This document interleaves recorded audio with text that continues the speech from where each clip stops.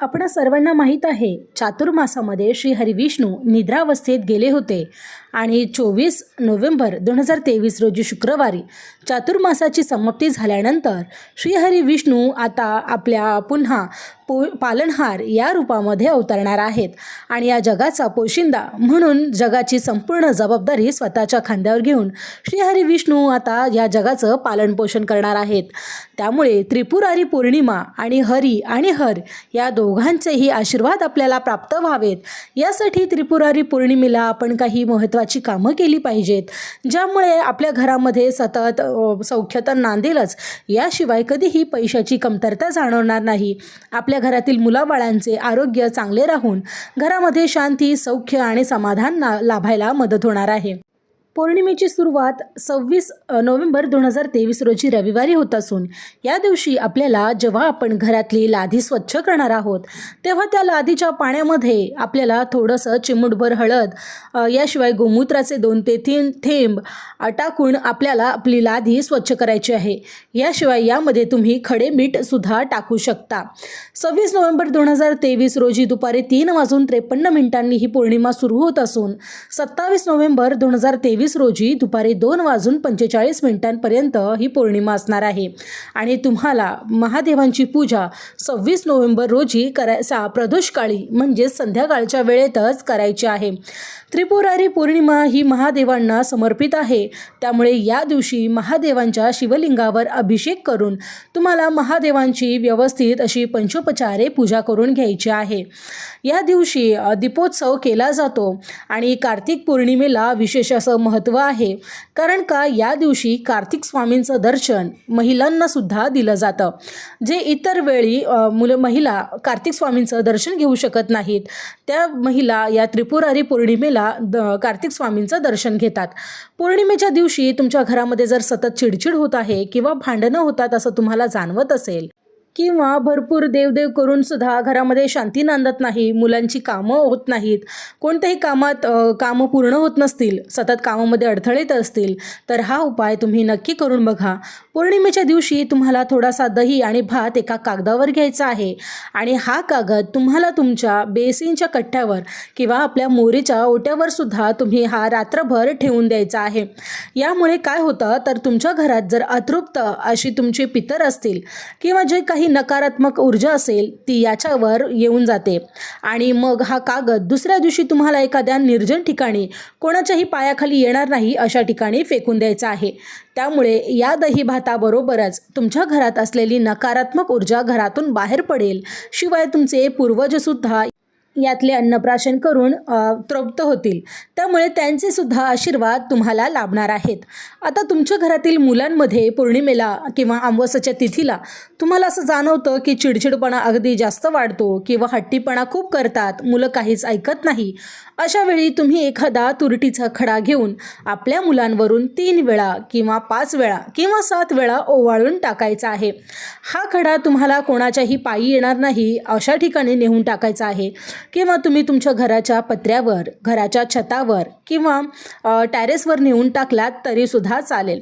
तुमचं बैठं घर असेल तर पत्र्यावर टाकलात तर अतिउत्तम राहणार आहे, परंतु जर तुम्हाला हे शक्य होत नसेल तर तुम्ही एखाद्या निर्जन ठिकाणी, ज्या ठिकाणी कोणाही मनुष्याचा पाय लागणार नाही अशा ठिकाणी तुम्हाला हा खडा टाकून द्यायचा आहे। यामुळे तुमच्या मुलांमधला चिडचिडपणा, हट्टीपणा अगदी चुटकीसरशी कमी होतो, मुलं तुमचं ऐकायला लागतात आणि मुलांमध्ये शांतता यायला मदत होते। त्यामुळे हा उपाय पौर्णिमेच्या दिवशी नक्की करून बघा। याशिवाय ज्यावेळी आपण घरामध्ये किंवा देवघरात तुमच्या दिवाबत्ती करता, देवासमोर दीप प्रज्वलन करता, तेव्हा तुम्हाला या दिव्यामध्ये 3 ते 4 लवंगा टाकायच्या आहेत। याशिवाय भीमसेनी कापराचा एक तुकडा तुम्ही टाकू शकता। जर भीमसेनी कापूर नसेल तर साधा कापूर टाकलात तरी सुद्धा चालेल। या कापसाच्या किंवा कापराच्या सुवासाने घरामध्ये एक सकारात्मक ऊर्जा तयार होते, ज्यामुळे घरातली नकारात्मक ऊर्जा घराबाहेर पडून सकारात्मक ऊर्जा कायम राहते। याशिवाय घरातील शांतता भंग होत नाही, घरामध्ये सौख्य, सुख आणि शांती लाभायला यामुळे नक्कीच मदत होते। पौर्णिमा आणि अमावस्या या दोन्ही तिथी देवी लक्ष्मीला अतिशय प्रिय आहेत, त्यामुळे पौर्णिमेच्या दिवशी श्रीहरी विष्णू जेव्हा निद्रावस्थेतून जागे होणार आहेत यांची सुद्धा तुम्ही पूजा करू शकता. भगवान शिवाची पूजा करू शकता. याशिवाय देवी लक्ष्मीची सुद्धा तुम्हाला पूजा करायची आहे. त्यामुळे तुम्हाला त्रिदेवांचे आशीर्वाद लाभणार आहेत आणि अशा प्रकारे पूजा करून तुम्ही तुमच्या घरातील शांतता, सौख्य, समाधान हे प्रस्थापित करणार आहात. तुमच्या घरात असलेली पैशांची चणचण यामुळे पूर्णपणे निघून जाईल. असणारा पैसा टिकायला मदत होणार आहे. याशिवाय तुमच्या घरामध्ये आलेल्या गोष्टींना बरकत राहील. धन आणि धान्याने तुमचं घर नेहमी भरलेलं राहील.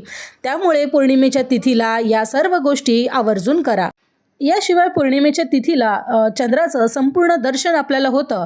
त्यामुळे या पौर्णिमेला जर तुमच्या कुंडलीतील चंद्रदोष असेल तर चंद्राला अर्घ्य नक्की द्या. आपल्या टेरेसवर किंवा छतावर जाऊन चंद्राला दुधाने किंवा पाण्याने तुम्ही अर्घ्य देऊ शकता.